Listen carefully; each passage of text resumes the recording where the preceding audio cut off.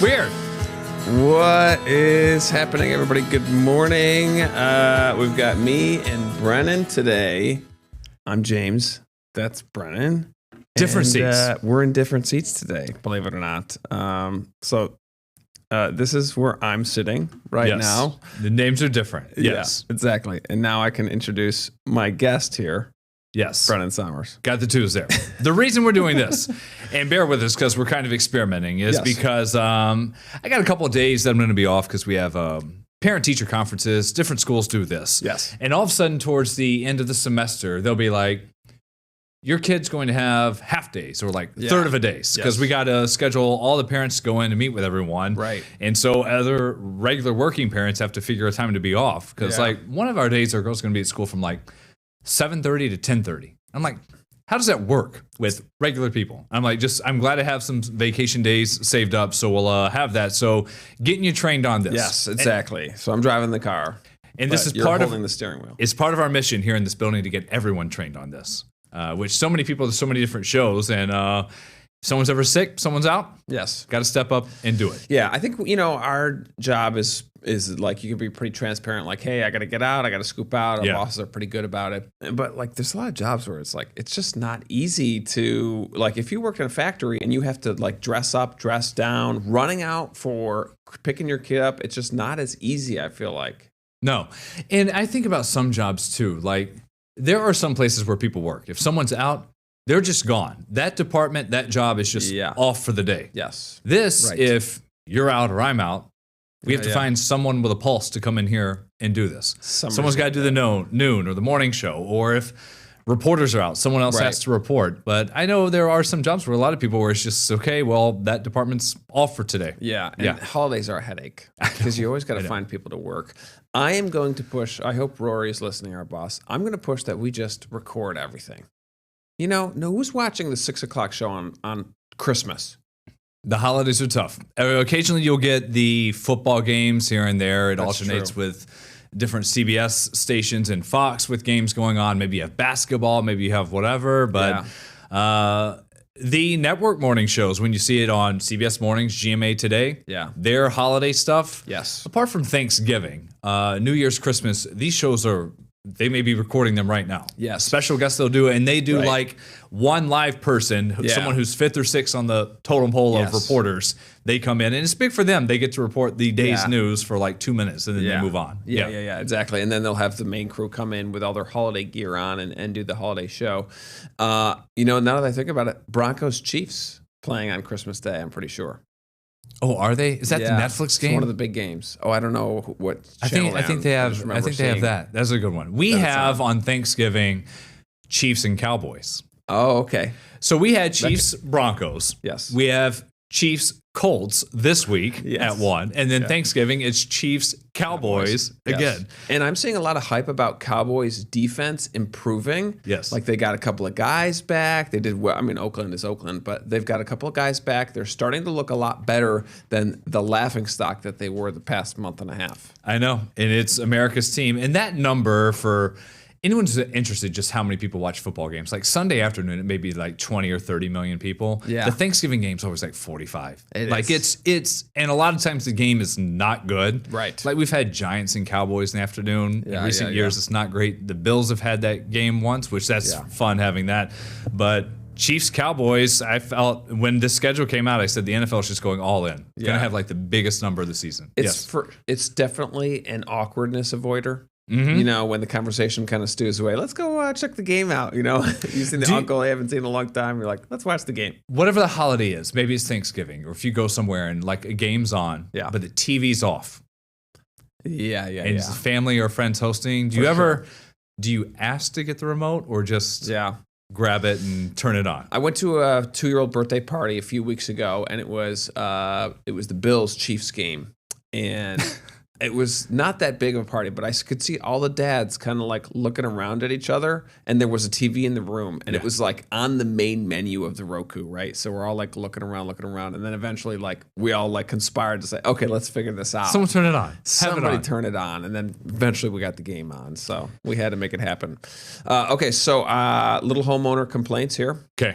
So I left the house yesterday morning, 3 a.m., out of the garage door doesn't close as I'm leaving. Like I'm driving out of the driveway and I press the button on my rear view mirror and the garage door didn't go. So of course I stop, I get out and I'm like, what's going on here? I try to trigger it from the inside. It only went down a little bit. Jams. And my wife's huge new van is in the garage. And so I can't really access the gizmos up top. So I'm like, okay, well, I'm just going to have to. I locked her car, locked the inside door. And then I'm like, okay, off I go. I texted my wife, it's fine, whatever. You leave the garage door open. It's not too bad. So I go back and I'm trying to fix it. This was yesterday. And I've replaced a lot of parts on that. Knock on wood, I haven't had to call anybody for it. I've replaced the little gizmo on the belt, like the black piece, which is only like it's like $10, something like that, because that was worn off. I've replaced the lasers as well at the bottom. Again, not that bad. You do it at Home Depot. And it was like shaky and janky, and then like it would go halfway down and come back up, and I just couldn't figure it out. So I took a can of WD-40, and I just covered every single part in WD-40. The racks, the wheels, the belt, everything. I'm like, you know what? Let's just douse this thing in lube. And then it worked.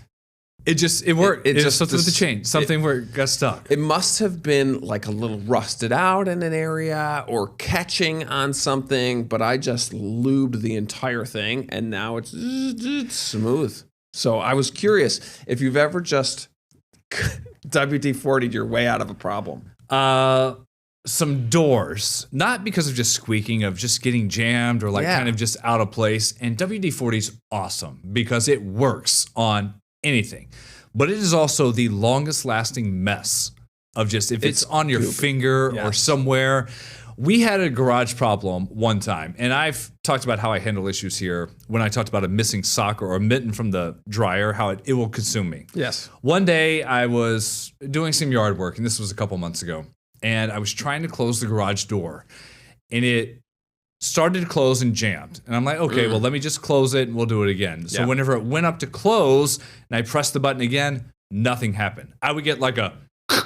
It would start and then move, and I'm like, okay. And I was like, here goes it was a Friday night, and I was like, Steph's about to be home. I was like, here goes my whole afternoon. I'm gonna spend hours doing this, and I start Googling around what's going on, and they're like, well, it could be this or that. I check the sensors, cobwebs on the lasers, nothing. Yeah.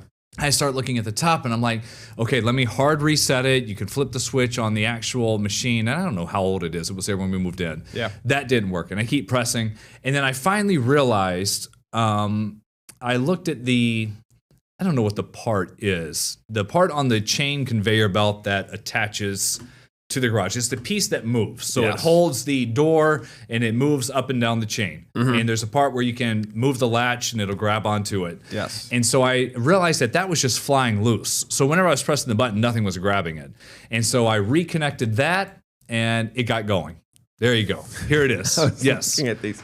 I was trying to figure out exactly what it was. So was it something on the belt up top? It was something on the belt. So there's a little piece that runs right along with it, with the release rope. Yes. The part that's just on top of that. It's a little clamp. Whenever you pull the switch, it loosens up so it can go. Yes. And so I thought that was broken. I think it just kind of got off kilter a little bit. And so I finally managed locked it in. So that's the part that I had to replace once because it's pretty, it's funny. It's like a super simple system.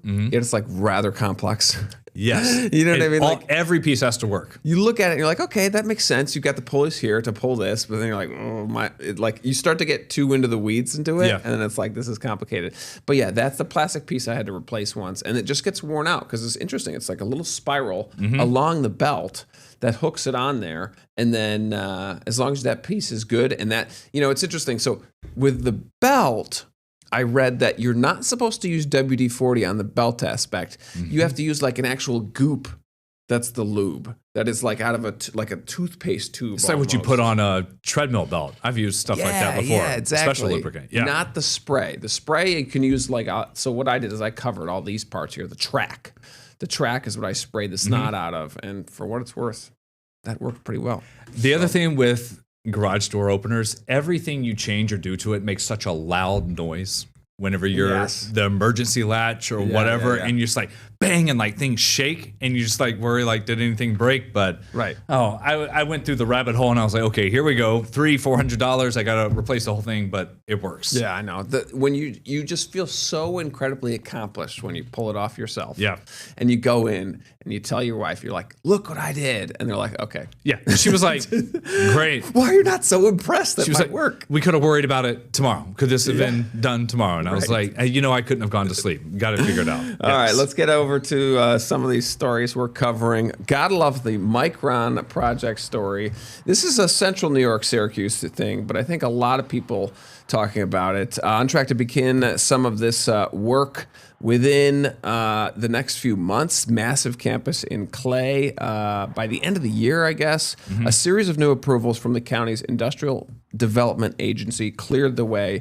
It's the state mandated environmental review, so they can lease and sell parts of that whole park area. The tax breaks are going through as well. So let's see if we can get this soundbite here going. This is an unprecedented project. I've said it before. Unprecedented level of review, unprecedented requirements for a thorough analysis. And so as a result of that, it takes time. We're here. We wanted to make sure we did it right. We wanted to make sure that we heard the public and all of their comments. And it is an important milestone today, and it opens up the opportunity for that groundbreaking. So they're following the law. They're following the rule of the law, which is good, which is important. There's a lot of red tape, obviously, that they have to go through to get through all of these approvals and things like that. And I think you have two parties, right? You have people that are happy to see that that stuff gets taken care of, but then there's also, I think, just kind of like the cynical upstate Western New Yorker that are like, okay, this is the typical takes forever to build. Who knows? There's a lot of skepticism on whether or not this is still even going to happen. Yeah, so it's $100 billion. And what's the word? Megafob that they're going to be... Oh, that they describe it that they'll be making, in this chip plant. Yeah. So this news comes out and they're like, 2028, that's when we'll have stuff rolling out. And then it was just a couple of weeks ago, the story said, you know what, maybe closer to 2030. And this part of actually just getting going, and it was funny, I watched our Syracuse affiliate, the way that the anchors wrote it, I thought it was a good toss. They were like, some sort of construction or groundbreaking is going to start by the end of the year. So something will be happening in the ground. And you bring up the point, I mean, people look at what's recent here, Life Cycle, that's not, just kind of fell off the map, these big announcements, and they just wonder, here it is, New York, here are jobs, let's see if it happens. But this is just a ton of money that they're going to be trying to put in there. And there was also a side story. So the group that greenlit this for the environmental review, kind of the initial steps to get it going, is Okida, however they say it there. Okay. It's like what we have, Comida, the development wing of a county. It's just like what we have here that's done stuff with City Gate. Yeah. They're working on eminent domain. There's a older woman who lives nearby in a property, and this property Micron needs for the build.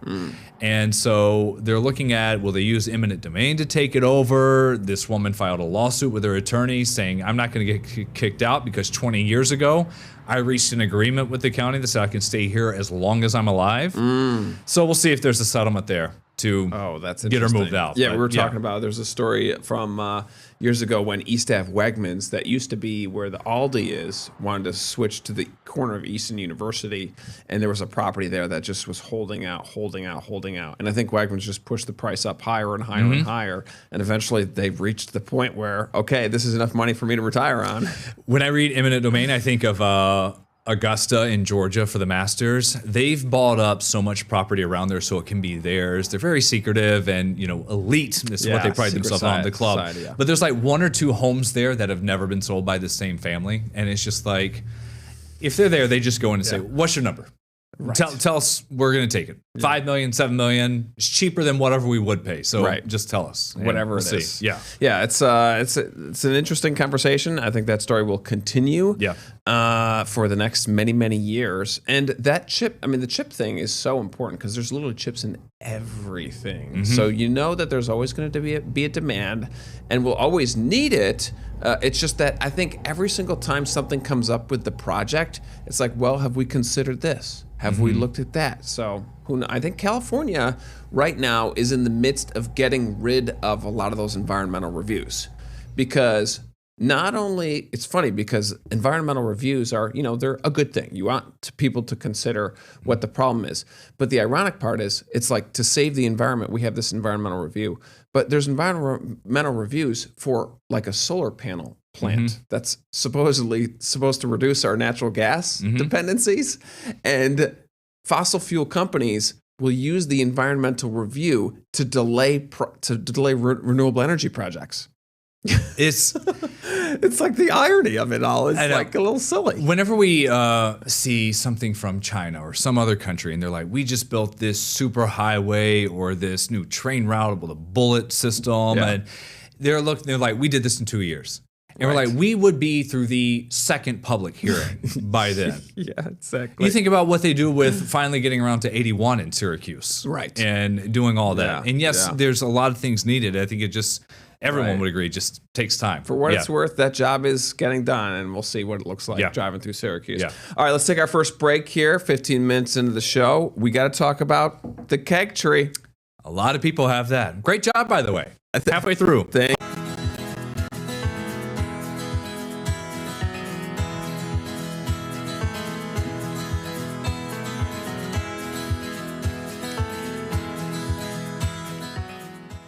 Hey.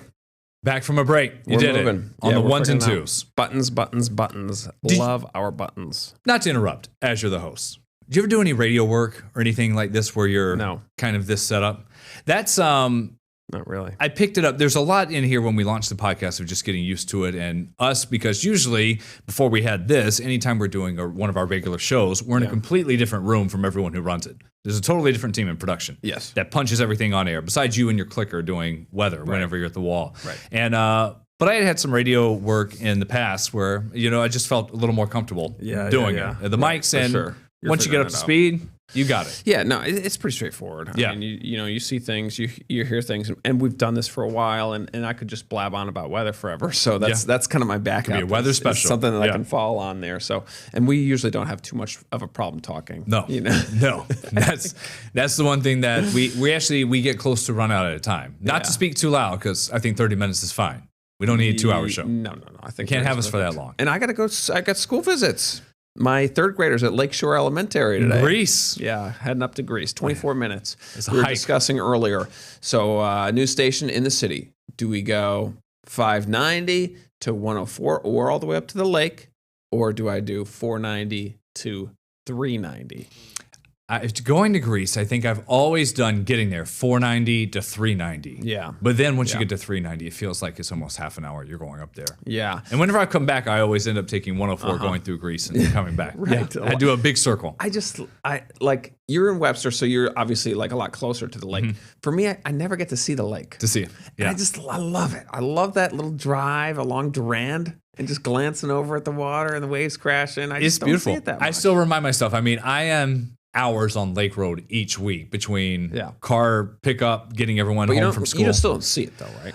I look, so I will drive. So instead of going from Webster to Ontario, like taking 104 the whole time, I will hop on and take Lake Road. There's no stoplights. Speed limit for half of it is 55, and it cuts down to 45, getting by Webster Park. I do know that. 35 through there for some zones. But I always think people here are like, you live next to a great lake. Like, it's awesome. It is. To see. It Look is out. very cool. Yeah. Another cool thing about what we've got going on here is, of course, the keg tree. Which is, new as of the past few years, getting ready to light up. I think December 5th is the day. 3-story tree built more than 650 empty beer kegs, 25,000 lights, one of Rochester's most iconic holiday traditions, picking up national recognition. They got the food trucks, holiday music, 4 beer trucks, and keg tree donuts, which is interesting. So they'll have that as well. Let's see here. So with this one, do I just double click? How do I get to the 2 shots, Brennan? So over there where it says Media 2 or Source 2, just press it again. Yep. There you go. Okay. Got it. Now we can talk about it. I have never been to this, and I'll bring it. I love having it because before Rock Holiday Village 7 years ago, there was nothing. Liberty Pole lit up. Yeah, They used to have that. They have that lighting ceremony, but now it's lit just about the whole year. Yeah. They have that downtown. But there was really no like big event kicking off, and everyone has different things. In Carolina, there's the old pickle factory where they drop a pickle or something around really? for the new year. Yeah, sure. They do that, but to have something going on, and they jam so many people down there. Yes. That's the reason. I don't like people crowds, but going down. Right. But it's at night. You see this? I mean, it is. There's such a small space right next to the Ponderin Bridge, which Yes. they had open for this next time last year, and people love to party and celebrate, and it's great. And this got picked up by people everywhere. Will run it, CBS, ABC, or NBC, Yeah, because yeah. it's cool, something to show. And no one has come up with this yet, which is so great. It's know. original, Yeah. which is neat. And so they're probably setting it up right now, and it's pretty cool to see the engineers going up there. And it's like the Christmas lights dance with the music. So as the music is going, the lights will kind of move around as well. So that takes a feat of engineering to time the lights with the music as well. And now a new Rochester tradition. I think it's great marketing as well for them. You got to imagine how much business this has brought in what's normally probably a pretty slow season for them. Yeah, just cold ice down there by the river. Go Yeah, check it out. right. That's fun. You can't get a table there if you just stroll in with a party of more than two. It's always packed. Our wait. We show the camera like Friday afternoons, our noon show, people up on the balcony everywhere. Yeah. Busy. Exactly. All right, let's get our last story here. Bills with Ed Oliver joining the club here. Let's see. You're looking for Sot too? Ed There's Oliver that. was back Here we in go. the practice facility on Tuesday, fresh off surgery to repair a torn bicep. He had a giant apparatus on his left arm, even joked he was the bionic man. We talked to a few of his Bills teammates today about how good it was to see Oliver back in the facility. But as Deion Dawkins pointed out, that's not even the right question. I don't think you see Ed, you hear Ed. Right? I love that. I'm going to reframe the question of great. what is it like Do you have any cut-off hearing hoodies? Ed around? It's great to hear Ed. Ed is a little No. Tasmanian devil. I got and one. He's a great Bill, person. Bill Belichick. Great. He That I always made, brings yeah. a fun vibe. Like he's smiling, happy. the stash. and he It's just so good. Brings a great attitude. He brings great energy, and it's nice to have him back around. I know he's. I always remember him a bunch from of influence this year, and, HBO, it's the kept pizza him, guy. He's been in good spirits around the building. A lot of people are sad and head is down and unpresent. Ed is here. You know, he's smiling. He's still joking around like, I could do this. Like that stuff is cool, right? Like we know that this league is 100% injury rate. And for Ed to be here smiling and just cheering the guys on and still supporting young Deion Walker, right? And being here and just coaching guys and just being around and being like, bro, but you're killing it. Yep. And good job. Yep. What can I do? This, that. It's dope. It's dope. Oliver posted a video to his Instagram last night showing off the various scars after his surgery and the brace he now wears on that repaired left arm. He's had very little luck this season when it's come to injury, but yet even on the video seemed, as his teammates said, in very good spirits, impressed with the small progress he's made being out of a sling and now actually able to have some range of motion. He said, quote, on the video, all in all, I'm back moving, baby. Inside the Buffalo Huddle in Orchard Park. Thanks, Dad. It's awesome. I love it. I can't imagine a torn bicep. Ouch. We see guys with broken wrists and hands and fingers, and they'll be on the line Yeah. or an edge rusher, and it's just a club Right. that they're just holding out Yeah. there. But bicep, everything. I remember one of the guard that we played with, Zach Fow, had his hand in he had broke something in his hand. Cast was on, and then before the games, they would just take tape and wrap it and wrap it and wrap it until it got bigger and bigger. And I think at one point he was using it so much like a weapon, he got a penalty for it. Oh, because you could just club people so hard, and the guy's got a broken hand and is using it like a club. I was just thinking, I swear, it was Bosa, I think, in the Dolphins game. I think he had a big rap on his hand. And it's wild seeing. And Oliver did say, like, he had an Instagram post soon after he had the injury that maybe back for a ring. So we'll see. It's a long recovery, but maybe in February. You can still squat. Yeah. You know, running is probably hard, I would imagine, but you can still kind of like do weights and things like that. So the last thing, do you think we could possibly get a quick, You got about 40 seconds. quick glimpse at the weather? Maybe. Press the bottom left button over there on your... Wait, watch this. Ready? 2-box Work on it. right monitor. There you go. Got it.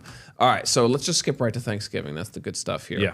So this is Monday. Here's Tuesday, the week of Thanksgiving. That's rain. So Okay. it looks like a rain Tuesday night into Wednesday. So the day before Thanksgiving could be wet with rain, and then behind that, bunch of cold air. Nice.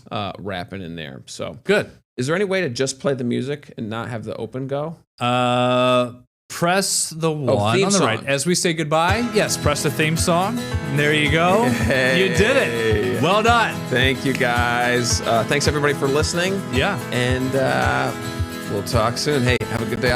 Get the Rochester First streaming app today for everything you love from News 8 On Demand, plus exclusive shows you won't see anywhere else. Search ROC and download for free on Roku, Amazon Fire, and Apple TV.